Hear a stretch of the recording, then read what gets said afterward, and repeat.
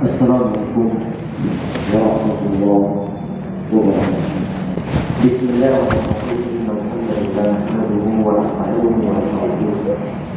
Wa na'udzu billahi min shururi anfusina wa sayyiati a'malina. Man yahdihillahu fala mudilla lahu wa man yudlilhu fala hadiya lahu. Wa asyhadu an la ilaha illallah wahdahu la syarika lahu wa asyhadu anna Muhammadan abduhu wa rasuluh. Thumma amma ba'd. Jemaah ikhwan dan juga akhwat, semoga Allah merahmati antum, merahmati kita semua, merahmati antum semua. Semoga Allah berkahi keluarga, berkahi harta benda, berkahi ilmu, berkahi usia, berkahi apa saja yang telah Allah Subhanahu wa Ta'ala berikan kepada kesemuanya. Amin ya rabbal alamin. Insyaallah hari ini yang kita bahas ini masuk bab yang baru. Kalau sebelumnya kita telah menyelesaikan bab fikih yang berkaitan tentang masalah ibadah ataupun yang disebut fikih ibadah. Insyaallah untuk siang hari ini kita mulai bahas tentang fikih muamalat, fikih yang berkaitan tentang masalah interaksi umat manusia dengan manusia yang lainnya, muamalah antara satu orang dan orang yang lainnya.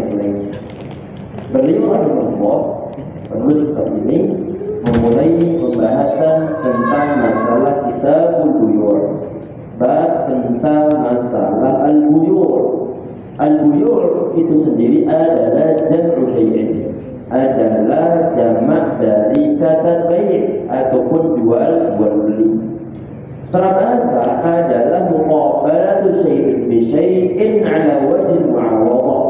Ini secara bahasa menukar sesuatu dengan sesuatu yang lainnya berarti ada sistem barter, ada sistem tukar menukar. Maka secara bahasa al-bai' itu adalah barter, ini suatu barang ditukar dengan barang yang lainnya. Secara syariat adalah aqdun yaqtadi tamlik 'ainin mutawawwilatin bisaman.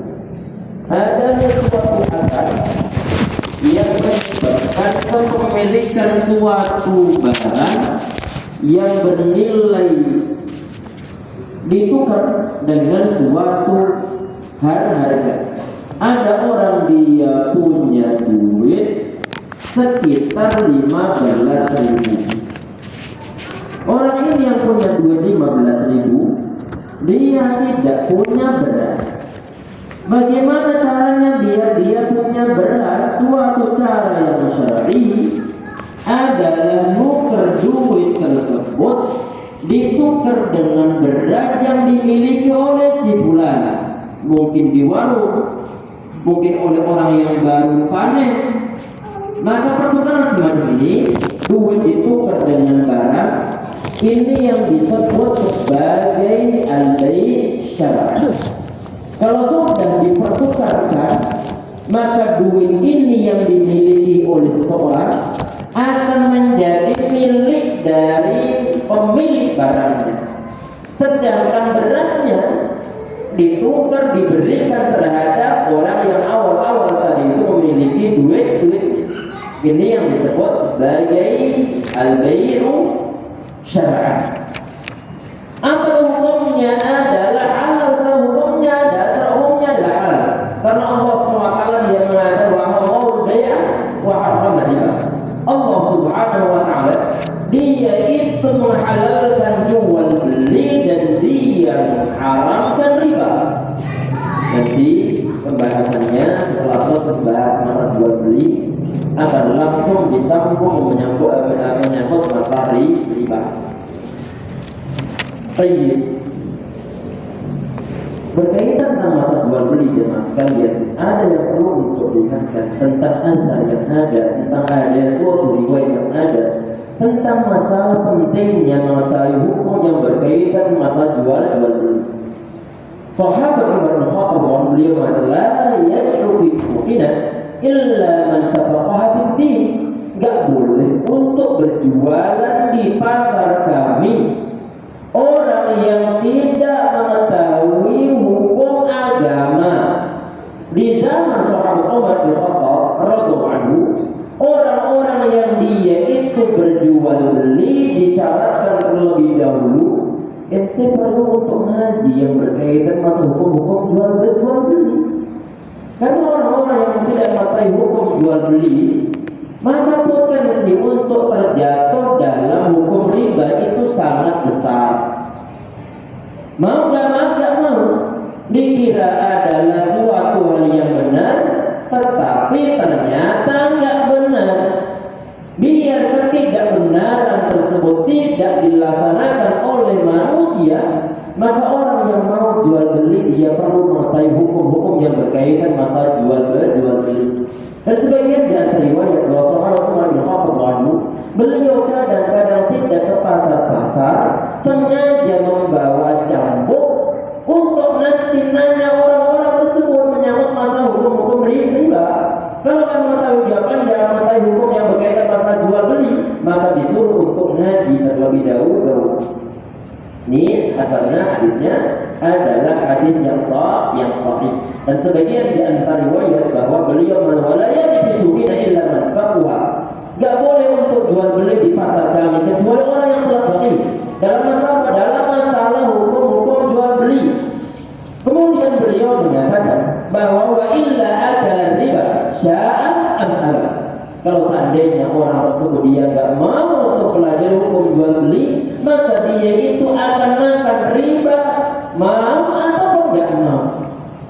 Kok mau atau tidak mau, bagaimana maksudnya? Maksudnya ada simpulan ini dia sadar atau tidak sadar, berhubung dia mengetahui hukum masalah riba, dia mengetahui hukum masalah jual beli, maka dia akan makan riba. Potensi ke arah sana itu sangat besar. Sehingga adanya orang-orang yang memperlakukan hutang piutang dengan sistem riba karena mereka memang tak tahu tentang masalah hukum ini. Mestinya belajar mengaji terlebih dahulu.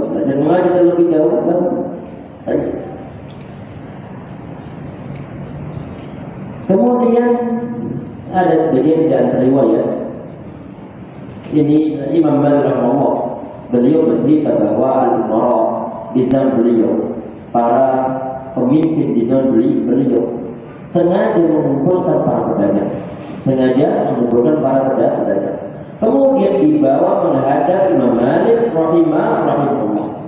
Di saat kemudian ditanya-tanya dan menemukan sebagian di antara mereka tidak tahu sama hukum muamalah, maka tidak boleh untuk jual beli lagi. Untuk sementara waktu disuruh untuk mengaji terlebih dahulu, disuruh untuk belajar hukum-hukum yang berkaitan masalah jual beli. Sehingga di saat kita itu berjual beli, minimal hukum-hukum dasar yang berkaitan masalah fiqhul muamalah kita mengetahui. Dan semoga yang mau kita bahas hari ini membawa suatu kemaslahatan, dan semoga Allah Subhanahu wa taala berkah. Amin ya rabbal alamin. Baik, kita perhatikan di sini. Al-bay' thalathatu asya'. Al-Qadhi Syuja rahimahullah beliau disebutkan bahwa al-buyu' thalathatu asya', bahwa jual beli itu ada tiga macam. Yang pertama adalah bay'u musyahadatin fajaizun. Yang pertama adalah menjual beli barang yang terlihat langsung, berarti bisa dilihat oleh orang yang bertransaksi. Penjualnya melihatnya, pembelinya juga bisa menyaksikannya. Maka jual beli yang semacam itu pada umumnya adalah boleh. Ini terlepas dari masalah apa yang diperjualbelikan. Kita bicara di sini adalah bicara tentang hal-hal yang memang halal untuk diperjualbelikan. Barang yang halal untuk diperjualbelikan, maka apakah masuk dalam kategori apa? Ini yang pertama. Dalam artian bahwa kalau barangnya itu bisa dilihat oleh penjual sama pembeli kemudian diperjualbelikan, maka sah hukum jual beli. Contohnya apa? Ada orang yang dia menjual motor, dia tulis di media sosial bahwa dia menjual motor bekas.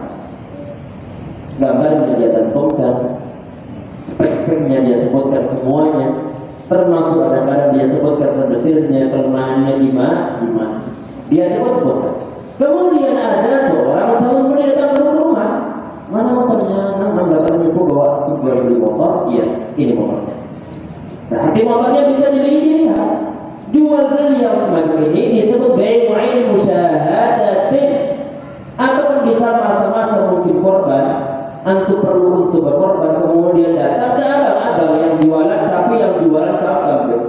Peternakan mereka, antum melihat barangnya, melihat hewannya, melihat hewan-hewan. Jual beli yang kita bisa langsung melihat hewan atau melihat barang yang diperjualbelikan, maka pada umumnya adalah diperbolehkan. Mau beli HP, mau beli mobil, maka ini masuk dalam kategori yang pertama, yang pertama bisa langsung kita lihat. Ini jenis yang pertama. Kemudian yang kedua adalah bai'u syai'in mawsufin fi dhimmah. Jual beli barang yang disebutkan sifat-sifatnya dalam suatu tanggungan ataupun dalam suatu perjanjian, maka itu pun diperbolehkan. Idza wujida sifatu ala ma wusifa bihi. Hukumnya diperbolehkan jika memang sifat-sifat yang telah disebutkan ada pada barang yang diperjualbelikan. Ini yang biasa disebut dengan jual beli salam. Biasa disebut dengan jual beli salam. Barangnya belum ada.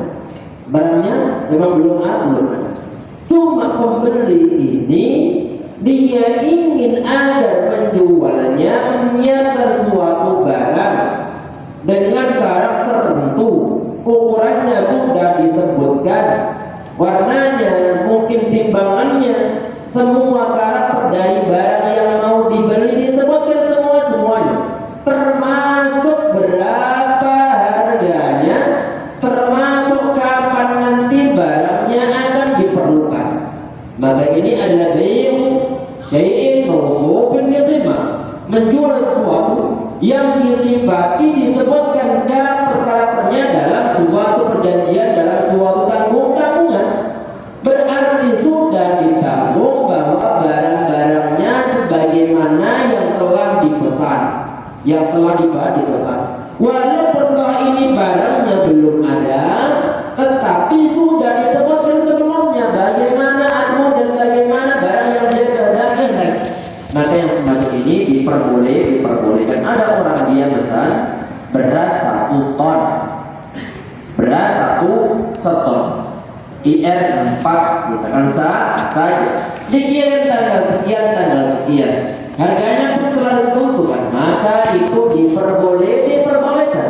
Atau misalnya tadi bilang, Anda pesan seragam rompi 23 piece, tulisnya begini.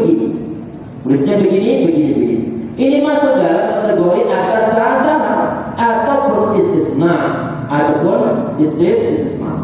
diperbolehkan. Barangnya belum ada memang, karena kita maksudnya adalah kata dikit-dikit dari berapa satu yang diperlu untuk ditempelkan di sana, logo apa yang perlu untuk ditempelkan di sana, tulisnya bagaimana.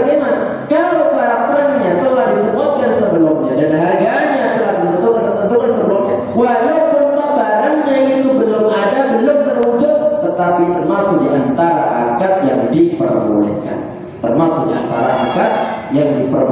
Diperbolehkan. Kemudian tadi ini ada jenis yang kedua. Kemudian yang ketiga, nanti untuk masalah jual beli salam akan ada bab tersendiri, dan nanti akan kita perdalam dalam Allah alam, mungkin nanti di pertemuan berikutnya kalau seandainya sudah selesai ke sana. Tapi yang jelas kalau bab tentang masalah salam ada bab tersendiri. Baik, kemudian untuk jenis yang ketiga, bai'u 'ainin ghaibatin, jual beli barang yang saat itu barangnya tidak ada di tempat akad, nggak ada di tempat akad. Ini bukan jenis yang kedua ya, bukan jenis yang kedua. Lalu Barangnya ini ataupun barangnya nggak bisa dilihat. Oleh siapa? Oleh orang yang berakal. Oleh seorang pembeli nggak bisa untuk melihat. Fala yajuz, maka tidak diperbolehkan. Ada orang dia bilang, anak mau menjual ikan 1 kilo. Mereka itu di lautan. Itu di lautan. Di sana ngomong begitu, ngomongnya di pantai. Ngomongnya di pantai. Ikannya tidak bisa kelihatan. Makanya jual beli tidak diperbolehkan. Nggak diperboleh. Atau misalnya ada orang dia bilang, anak mau menjual panenan sawah. Mana panennya? Nanti ada tahun depan. Nanti ada di tahun depan. Nggak diperbolehkan dulu. Bedanya dengan tadi itu jual beli beras yang apa tadi? Yang beras nampak. Tadi bagaimana? Kalau setelah disebutkan sebelumnya, beda dengan yang ketiga. Langsung dibilang bahwa Anda menjual beras. Mana berasnya? Tahun depan. Tahun depan. Gak disebutkan tentang masalah pesanannya. Gak disebutkan karakter barangnya beras. Maka untuk yang ketiga ini gak diperbolehkan. Karena pembelinya dia gak bisa melihat tentang apa yang mau diperjualbelikan. Untuk yang gak diperbolehkan, untuk yang diperjualbelikan semacam ini biasanya adalah di antara sebabnya karena faktor al-gharar. Karena faktor gharar. Apa itu gharar? Tentang adanya unsur ketidakjelasan tentang masalah barang yang diperjualbelikan. Jangan-jangan nanti ini panenannya gagal. Jangan-jangan nanti ini barangnya batu yang diharap yang diharap. Baik, ada sistem gharar. Nabi Muhammad SAW beliau Rasulullah SAW anbail gharar. Nabi Muhammad SAW beliau melarang tentang jual beli yang ada unsur ketidakjelasan. Tidak jelas. Baik, kemudian tadi di situ ada kata-kata langsung tidak bisa untuk dilihat.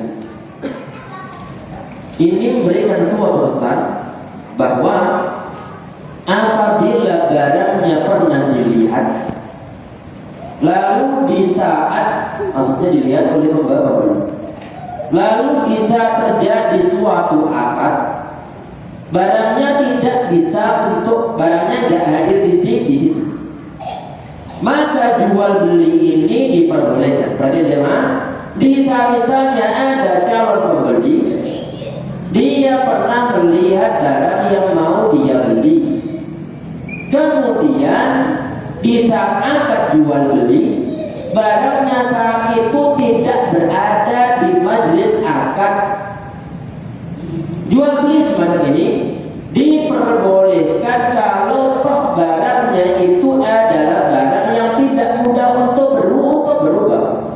Misalnya ada orang dia punya 2 rumah, ada orang dia punya 2 ruko, berada di blok 1 sama blok 2. Yang dihuni oleh pemilik rumah ini adalah blok 1, sedangkan rumah yang dijual adalah di blok 2. Akadnya terjadi di rumah yang saat itu ditempati oleh pemiliknya ini. Berarti di blok yang satu. Untuk rumah yang diperjualbelikan, kalau membeli dia pernah melihat sebulan yang lalu. Di saat terjadi suatu akad, rumah nggak mungkin untuk dihadirkan sana. Nggak mungkin untuk bisa dihadirkan. Walaupun rumahnya nggak hadir, berhubung pembeli dia sudah pernah melihatnya, mengetahui sampai dalam area ruang-ruangannya, mana dapurnya, mana kamar mandinya, jual belinya tetap sah. Ini adalah untuk barang-barang yang memang barang-barang yang tidak mudah untuk berubah secara cepat. Berarti untuk barang-barang yang mungkin mudah berubah secara cepat, maka tidak diperbolehkan. Misalnya apa? Misalnya begini, ada orang dia pernah melihat satu ikat kangkung. Kangkung ini dia lihat 3 hari yang lalu. Masih sebenarnya bukan sudah diikat. Kalau sudah diikat pada umumnya Kemudian dia datang kepada pembelinya, anak mau beli kamu, mau beli kamu. Saat ini kamu nggak di sini, tapi di pasar masih ada di bok yang di pasar. Di pasar. Ini orang datang ke rumah bagus. Maka ini nggak diperbolehkan, karena kamu itu mudah untuk berubah. Kamu mudah untuk berubah. Di saat mau beli maka perlu untuk dihadirkan saat. Mau dihadirkan saat, biar nanti tidak terjadi suatu cekcok, nggak terjadi suatu perselisihan. Loh, kantongnya kok kering? Kantongnya sudah layu. Bagaimana nggak layu? Lebih yang lalu. Biar tidak terjadi suatu perselisihan semacam itu, maka kemudian untuk semacam ini, untuk barang-barang yang mudah untuk berubah, maka perlu untuk bisa dilihat saat itu di majlis akad. Tayyib. Kemudian di poin berikutnya,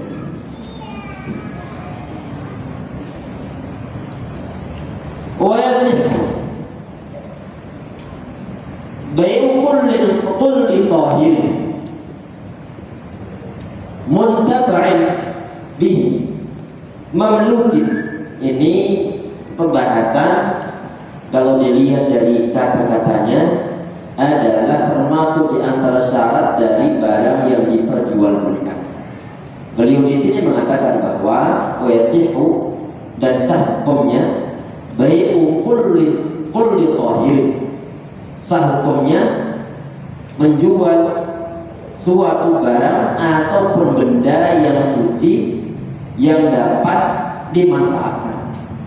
Benda suci yang bisa untuk dimanfaatkan, ataupun barang yang terkena najis dan dimungkinkan untuk disucikan. Maka ini adalah di antara syarat. Jual barang itu disyaratkan haruslah barang yang suci, ataupun mungkin seandainya ini barangnya terkena najis, maka dimungkinkan untuk disucikan.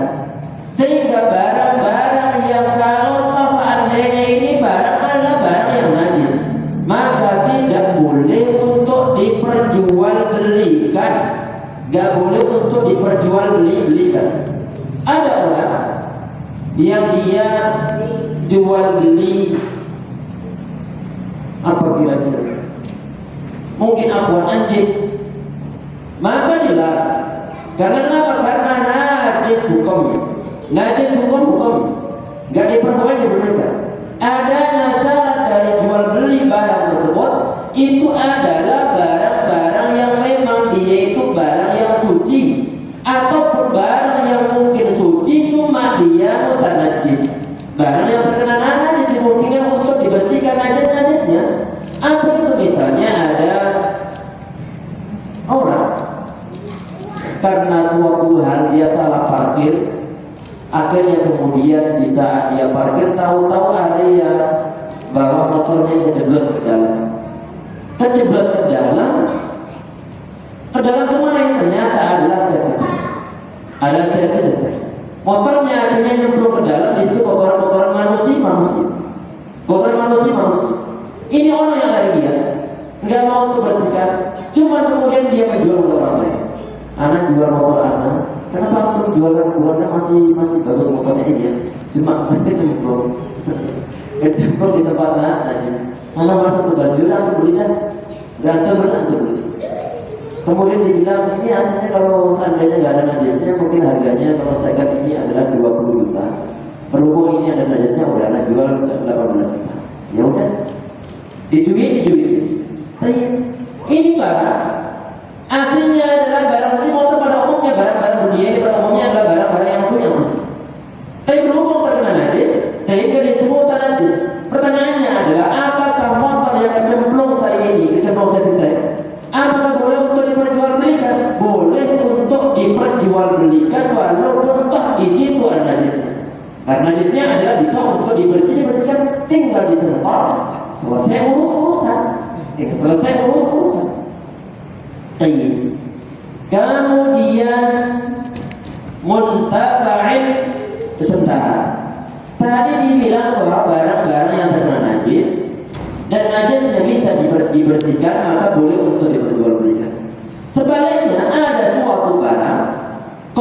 komoditi yang terkena najis kadang-kadang nggak bisa untuk dibersihkan.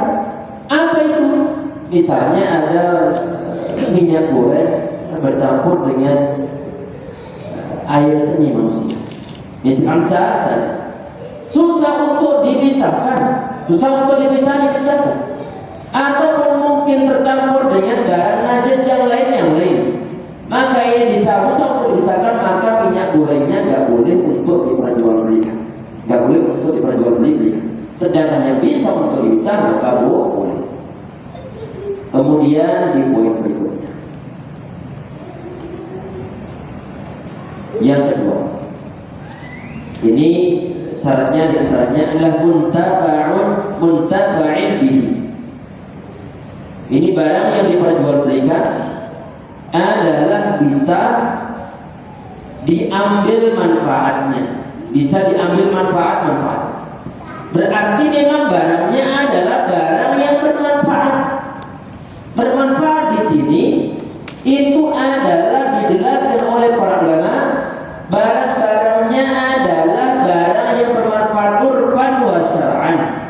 Bisa dimanfaatkan secara kebiasaan, secara adat istiadat, dan juga halal hukumnya untuk dimanfaatkan. Sehingga kalau misalnya ada orang dia jual beli alat musik, yang mungkin sebagian dari orang dia merasa ini anak yang bermanfaat dari alat musik. Cuma berhubung syariat adalah tidak bermanfaat, dilarang hukumnya, maka nggak boleh untuk diperjualbelikan. Sehingga berkaitan tentang masalah muntafa'un bihi ini perlu untuk dilihat dari dua sisi. Yang pertama adalah dari sisi menyangkut masalah ini, apakah memang benar-benar bisa dimanfaatkan atau tidak. Sedangkan yang kedua adalah dari sisi menyangkut masalah hukumnya, apakah boleh hukumnya untuk menjual barang tersebut, apakah halal hukumnya. Jika tidak halal hukumnya, maka barangnya pun dimasuk antara barang yang tidak bermanfaat. Jemaah sekalian yang insya Allah dirahmati oleh Allah Subhanahu wa Ta'ala. Jadi nanti untuk masalah penjelasan tentang barang yang bermanfaat tidak ada barang sendiri. Jadi kemudian di antara syarat barang yang diperjualbelikan itu adalah memiliki barangnya dimiliki oleh penjualnya. Berarti barangnya bukanlah barang orang lain. Barangnya memang milik dia sendiri, ataupun paling tidak bukan miliknya dia, cuma dia mendapatkan suatu mandat, mendapatkan suatu alat wakalah dari orang lain di pasar. Mas, antum tolong jualkan motor anak ini dengan harga 20 juta. 20 juta dan nanti anak ngasih komisi kepada antum sekian persen ataupun sekian 100 ribu. Anak serahkan kepada antum. Orang yang bertindak sebagai wakil ini, walaupun dia itu menjual suatu barang yang bukan milik dia, tetapi dia itu menjadi seorang wakil, mendapatkan suatu alat wakalah dari orang lain, maka diperbolehkan. Kita pelajari dari ini adalah di antara syarat barang yang diperjualbelikan itu adalah barangnya miliknya sendiri, bukan milik orang lain. Kecuali memang orang lain tersebut dia memberikan suatu perwakilan kepada ini orang. Kemudian di poin berikutnya, di sini beliau bahas wa alaihi fa innahu la yasihu bai'in najisah. Berdasarkan dengan yang kita bahas tadi itu, maka kebalikannya adalah tidak boleh untuk menjual barang yang najis, Kalau yang barangnya bukan najis, tadi itu bahasannya tergantung apakah ini barang bisa disucikan atau tidak. tidak bisa untuk disucikan antara najisnya sama barang yang untuk dipisah, maka tidak boleh untuk diperjualbelikan, tidak boleh untuk diperjualbelikan. Baik, ini sampai ke beliau bahwa tidak ada hukumnya menjual suatu barang yang najis. Apa contohnya? Adalah jual beli babi ataupun jual beli darah. Jual beli darah. Apakah ada orang yang jual beli darah? Ada sebagian di antara daerah yang jauh dari dakwah, yang jauh dari syariat agama Islam, yang jauh dari para dai di sana, ataupun mungkin dekat dengan para dai, dekat dengan daerah-daerah kajian, cuma orangnya nggak pernah datang kajian, yang Islam cuma nggak mau datang kajian, sehingga kemudian dia itu menjual beli darah. Dengan cara bagaimana? Hewan yang disembelih, kemudian darahnya ditampung, kemudian direbus atau mungkin digoreng menjadi mentah. Apa namanya itu? Malus, atau mungkin kalau daerah namanya dijek. Ini hukumnya adalah haram. Yang diperjualbelikan adalah haram, adalah haram. Maka hasilnya pun adalah hasil yang haram. Walaupun orang katanya itu gurih, walaupun orang katanya gurih, kalau haram tetaplah haram, dan tetaplah najis. Barang itu adalah barang yang najis. Termasuk antaranya adalah jual beli bangkai. Apakah ada jual beli bangkai? Ya ada. Ya, jual beli ayamnya yang mati kemarin.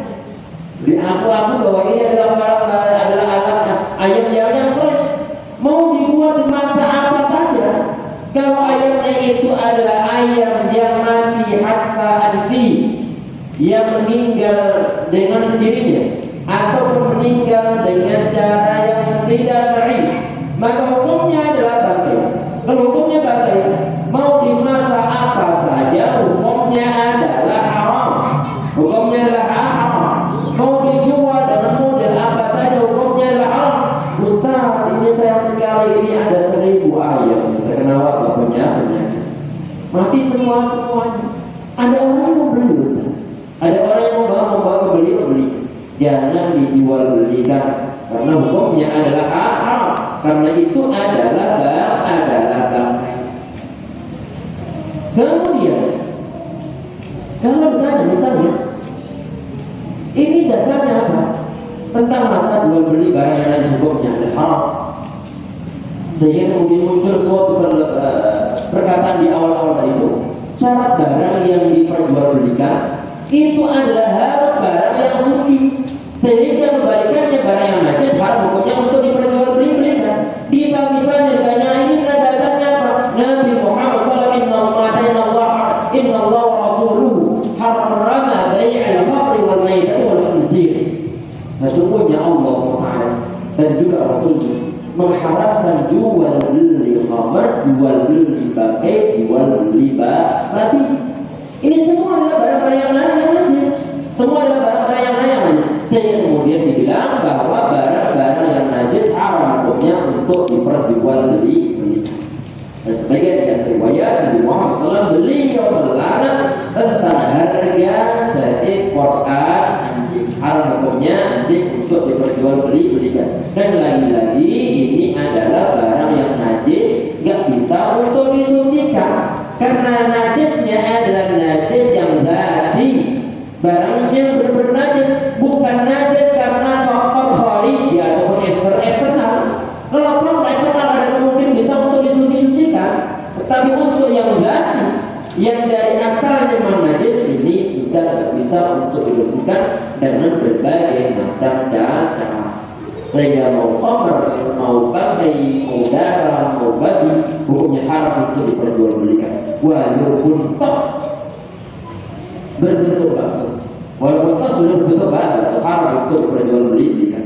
Semoga Allah Taala memberi hidayah kepada sebagian di antara oknum para penjual bakso yang mungkin sebagian di antara mereka menjual beli baksonya adalah bakso dijual, sedang orang-orang tidak tahu.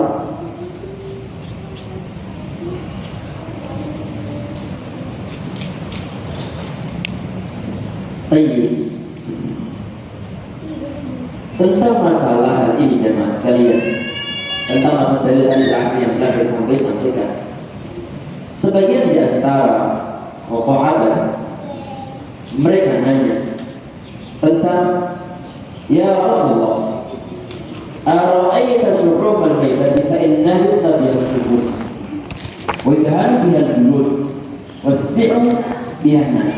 Ya Rasulullah, bagaimana perkataan antum, bagaimana hukumnya tentang lemak-lemak dari seekor bangkai yang dimanfaatkan oleh orang-orang untuk melumasi kapal-kapal, ataupun yang digunakan untuk mungkin untuk menjadi bahan bakar benar-benar yang digunakan oleh manusia, ataupun digunakan untuk meminyaki kulit biar misalnya enggak tahu busik enggak?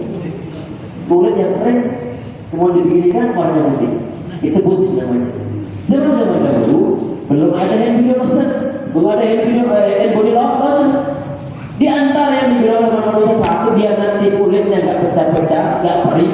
Di antaranya adalah menggunakan, di saat mereka habis makan daging, maka diusapkan ke bagian betis mereka, ataupun bagian mungkin telapak kaki mereka yang sudah mulai merekah. Karena apa? Belum ada vaselin, belum ada hand body lotion, sehingga kemudian menggunakan lemak-lemak tersebut. Untuk menggunakan hal tersebut, ya Allah, tentang ada lemak dari seekor bangkai, bagaimana hukumnya? Nabi Muhammad beliau mengatakan la huwa haram, nggak boleh karena itu adalah haram. Sebagian dari ulama mengatakan bahwa haramnya itu adalah faktor penggunaannya. Sebagian dari ulama yang lain adalah memperharamnya adalah perjualbelikan. Karena orang-orang Yahudi di saat mereka itu dilarang oleh Allah Subhanahu wa taala untuk menjadikan lemak-lemak dari bangkai. Mereka tidak memakainya, cuma saja mereka perjualbelikan. Sehingga kemudian sebagian dan orang mengatakan bahwa yang dilarang di situ adalah memperjualbelikan.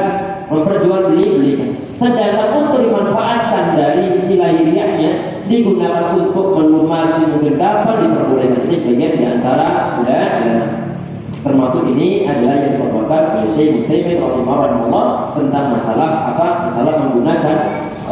menggunakan minyak dari seekor bangkai digunakan untuk melumasi dari sebagian di antara perahu di kendaraan ataupun yang lain sebagai Allah a'lam.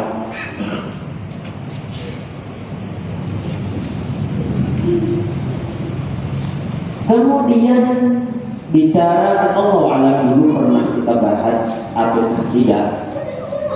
Ini tadi yang dalam hadisnya itu kan dibahas tentang masa penggunaan dari lemak dari seekor bangkai yang digunakan untuk keperluan yang lahiriah, digunakan untuk tadi itu perahu ataupun yang lain sebagainya. Cuma yang perlu untuk diingat jemaah sekalian, kebolehannya tadi itu adalah digunakan untuk hal tersebut. Jangan sampai kemudian terkena pakaian yang mau kita pakai untuk sholat.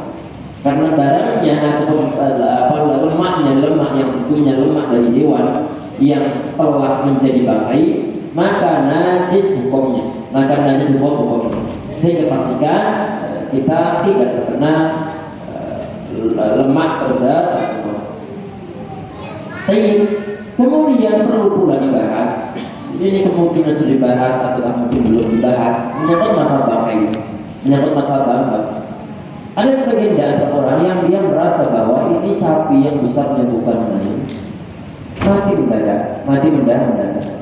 Oke lah, kita dapat makan daging karena kita mengetahui hukumnya adalah halal. Pertanyaannya adalah, apakah ada bagian-bagian yang lain yang bisa untuk dimanfaatkan, bukan untuk dimakan, tetapi untuk dimanfaatkan kepentingan luar? Ada satu bagian yang sekalian yang dihalalkan untuk digunakan dengan cara disamak. Idza dubiwal ihabu faqad tahur. Di sebagian hadis yang sahih, di saat kulit dari seekor binatang, yang ini binatangnya adalah seekor bangkai, kalau sudah disamak maka menjadi suci. Disamak dikerjakan, dilaksanakan dengan cara-cara menghilangkan sisa-sisa lemak yang berada di atas ataupun yang nempel-nempel di bagian dagingnya. Dijemur, mungkin digosok, diberikan bahan-bahan kimia, diberikan mungkin larutan daun bidara, ataupun mungkin diberikan bahan-bahan getah-getah pohon tertentu, mungkin sepet itu yang kelapa itu kenapa? Kan kasih sepet tuh digunakan untuk menggosok. Di saat nanti lemak-lemaknya hilang dan sudah tidak ada bau-bau busuknya, kemudian kulitnya juga dijemur kering benar-benar, maka inilah yang disebut sebagai adibah ataupun telah disamak. Nabi Muhammad SAW di saat beliau melihat ada seekor hewan kambing yang diseret oleh sebagian di antara sahabat, saat Nabi Muhammad beliau mengatakan halla aqatuhu jildahu kama qala, kenapa kok tidak kalian ambil kulitnya?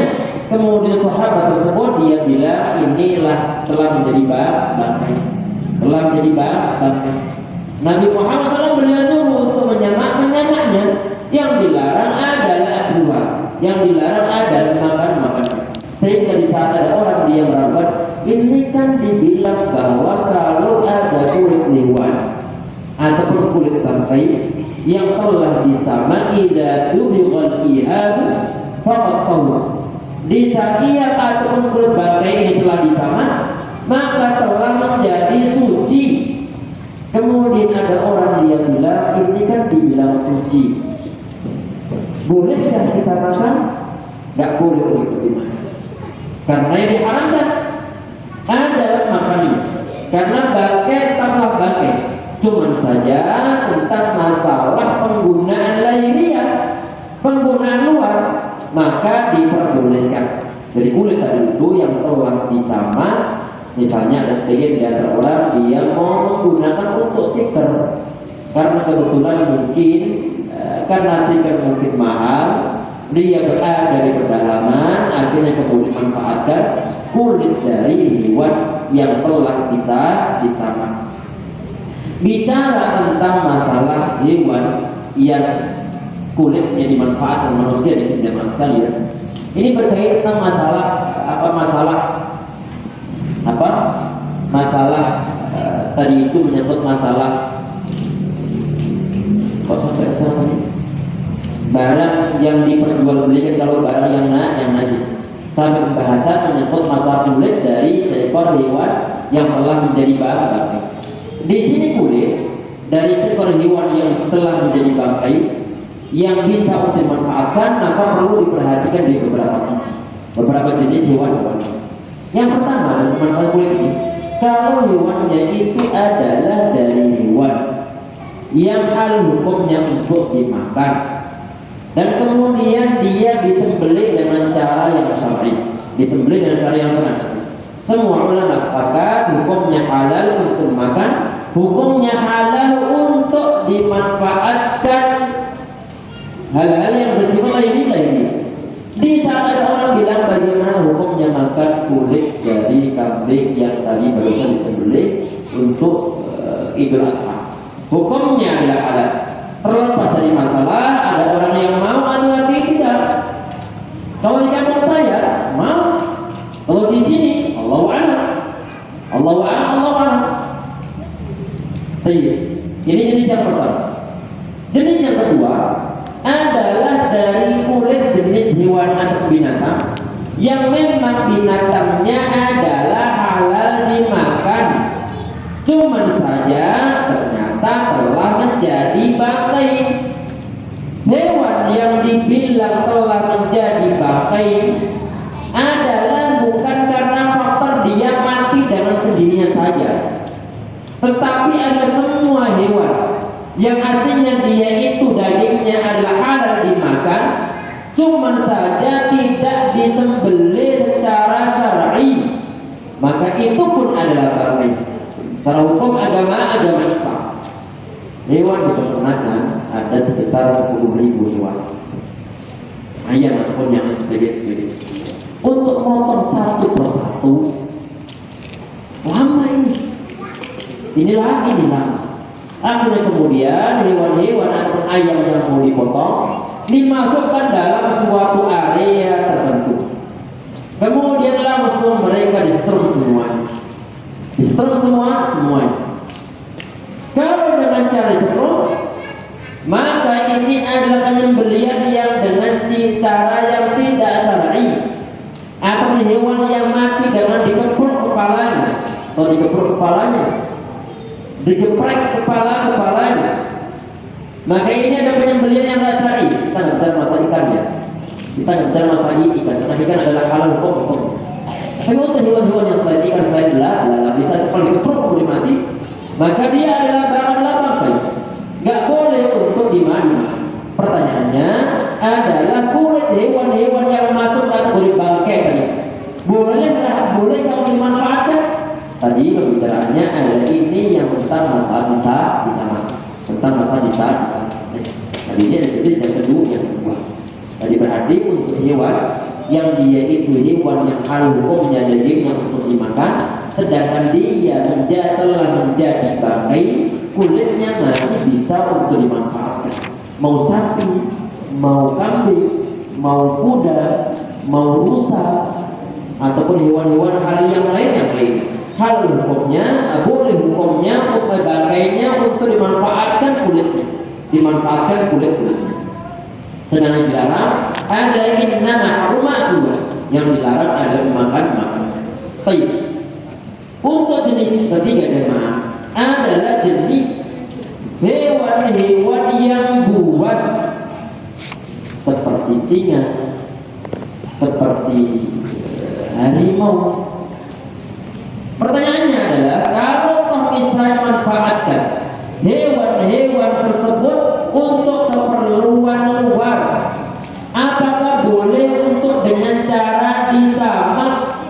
Ini yang ada perbedaan pendapat dari kalangan para ulama. Cuman saja yang sahih ulama adalah tidak diperbolehkan, karena Nabi Muhammad SAW anjurud sibai'an mustarash. Nabi Muhammad SAW beliau melarang kulit hewan-hewan buas ini untuk dijadikan sebagai stiker, sebagai stiker. Gak diperbolehkan, berarti manfaatkan untuk kepentingan luar. Gak diperbolehkan. Sekalian mau dibaca, mau diapakan, maka gak diperbolehkan. Dan sebagian di antara ulama, termasuk al-Imam Nawawi, beliau menjelaskan ini kenapa Nabi Muhammad SAW beliau melarang untuk menjadikan kulit hewan-hewan buas ini dijadikan sebagai sesuatu dimanfaatkan sebagai stiker atau penyalaan sebagainya. Kata beliau di antara alasannya, ini adalah penafsiran beliau adalah karena faktor di sana ada tafakurnya, ada unsur tentang banggaan di sana. Wah, hebat banget ente bisa nangkep harimau. Ente kuat ini. Harganya mahal. Terlepas dari masalah hikmah pengharamnya, larangannya, yang jelas Nabi Muhammad SAW beliau melarang manfaat hewan-hewan tersebut untuk digunakan sebagai pengabaian luar. Untuk disamak, ada sebagian dari ulama mengatakan boleh untuk disamak, cuma saja ini adalah pendapat yang lemah. Ini yang diberikan oleh Allah tentang pendapat sebagian dari ulama yang mengatakan bahwa penggunaan kulit hewan tersebut, hewan-hewan buas tersebut dengan cara disamak, yang kulitannya ini ada pendapat yang sangat lemah. Ini kata Imam Nawawi rahimahullah.